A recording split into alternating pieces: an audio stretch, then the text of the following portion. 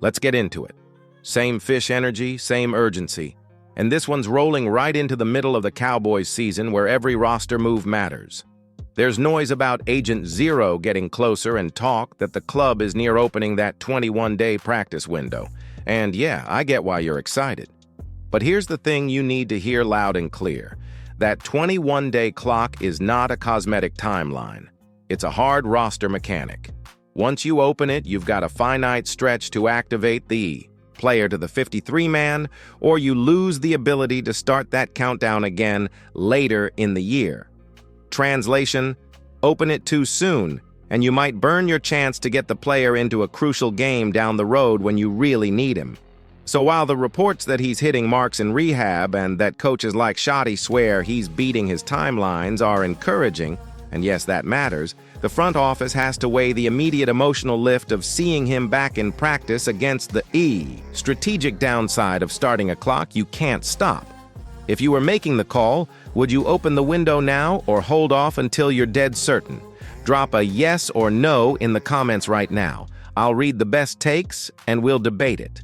And if you dig these injury and roster breakdowns, do me a favor and hit subscribe. We're pushing for 16,000 subscribers so we can bring you faster updates and deeper pregame stuff. Moving on. While everyone's talking about Agent Zero, another Longhorn is stepping into a real role right this second, Jaden Blue, and his arrival comes under the worst possible circumstances because Miles Sanders appears to be out for the year and needs major knee surgery. Nobody celebrates injuries, and Sanders has always been a classy pro, but reality has forced the Cowboys' hand, and now Blue is the number 2 in the rotation. Here's how I see it. Javonte Williams should remain the bell cow. He's the grinder, the back who takes the tough yards, while Blue gives you a legitimate complementary threat. From his college tape, you know the kid has elite burst and open field speed. He can line up in the slot, take a sweep, or hit a screen and turn it into a big play. That versatility is the exact thing the offense needs, particularly with Cavonte Turpin sidelined, because Blue could give you a special teams edge as a returner and change field position dynamics without even touching an offensive snap. Now, smart coaching matters here. Rushing rookie. Workloads can create problems. But this isn't just a depth play. Blue gives the offense a different look, an ability to flip the field quickly and force defenses to respect the outside. So I want to know, do you want Jaden Blue returning kicks and punts immediately, yes or no? Vote in the comments. Tell me if that's too much responsibility early or if you want him on the field every chance you get. And while you're typing, tap that subscribe button so you don't miss our rookie breakdowns and live reaction when he gets his first touches. Back to the bigger picture. Leadership keeps coming up in conversations about this team, and it's not just rhetoric. Jerry Jones made headlines saying Dak Prescott is the best team leader he's ever seen.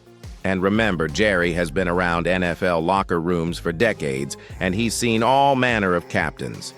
Troy Aikman and Michael Irvin have both praised the leadership here too, with Aikman pointing out that Dak's approach is something he's rarely seen over his long broadcast life.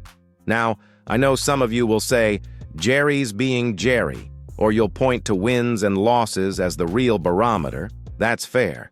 But leadership is the glue when things get messy.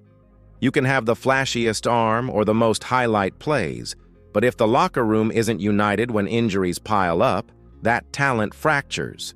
Dak's brand of leadership isn't the same as Irvin's fire or Aikman's composed studiousness. It's his own style, steady, workmanlike, vocal, when it counts. And that matters when you're asking younger players to step into high-leverage roles.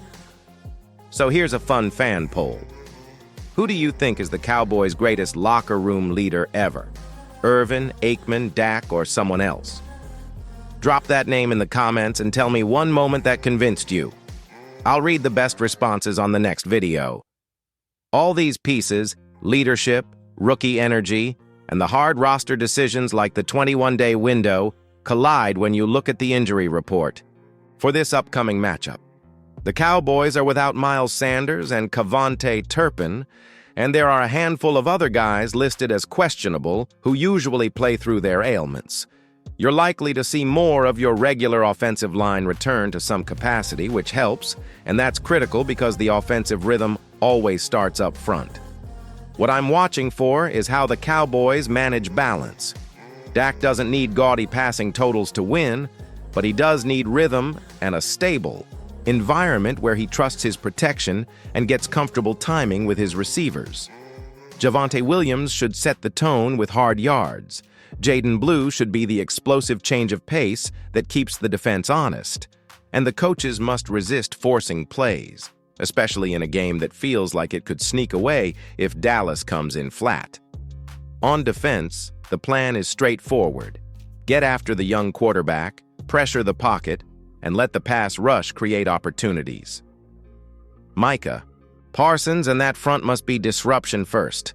If you give a young QB time, he can make plays, but if you pressure him and force quick decisions, turnovers and sacks become far more likely. So, what do you think? Comfortable Cowboys win or a trap game?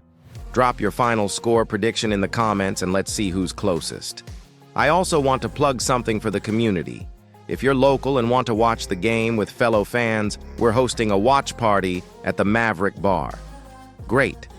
Food, big screen, and prizes. Come say hello and we'll celebrate wins and commiserate losses together. As for the season outlook, here's where I land. The Cowboys are at a crossroads. Injuries create immediate pain, but they also open doors for young players to make themselves essential pieces of the puzzle. If Jaden Blue flashes the kind of playmaking we think he can, and if Agent Zero returns at the right time without the team having squandered that activation window, this roster becomes deeper and more dangerous than critics expect.